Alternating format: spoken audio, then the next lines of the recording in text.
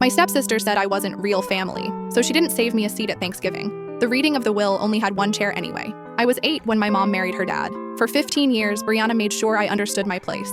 At family dinners, she'd set the table with one seat missing. "Oh, we're out of chairs," she'd say while I ate at the counter. During holidays, she'd organize family photos and leave me out of frame. "You moved at the wrong time," she'd explain. When I graduated high school, my stepdad offered to pay for college. Brianna threw a fit. "That's inheritance money. You're stealing from your real daughter." He paid anyway.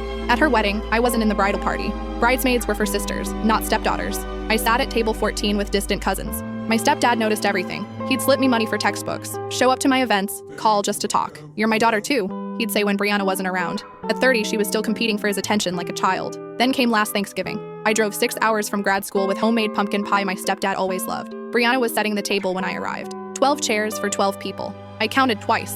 3 couples from her book club, her husband's parents, my stepdad, my mom, Brianna, her husband. 12 exactly. Where should I sit? She glanced up from arranging the napkins. "Oh, I didn't know you were coming. We don't have room." My stepdad looked confused. "I told you Violet was coming. I mentioned it 3 times this week. Did you? Must have forgotten." She smiled sweetly. "There's a folding chair in the garage if you really want to stay." I ate Thanksgiving dinner on a metal folding chair wedged into the corner while everyone else sat at the beautifully set table. Brianna's book club friends asked about graduate school. She changed the subject every time I opened my mouth to answer. After dinner, she posted family photos on Instagram. I'd been carefully cropped out of every single one. My stepdad pulled me aside. "I'm sorry about today. She's always been like this."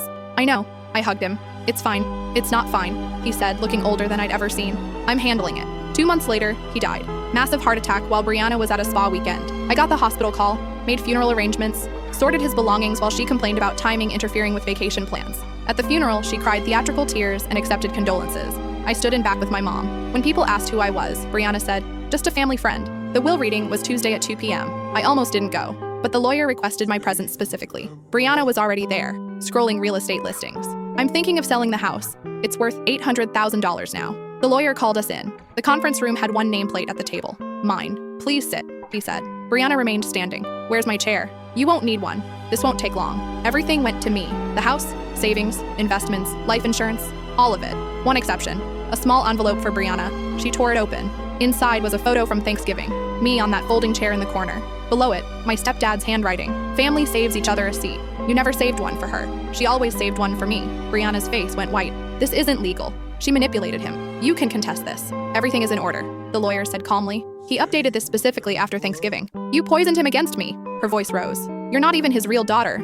I gathered my things. "You're right, but I remembered his birthday every year, called every week, visited monthly even though you made it hell. I showed up." "Wait," her voice cracked. "We can work something out. We're family." I paused at the doorway. "Sorry," I said. "We're out of chairs.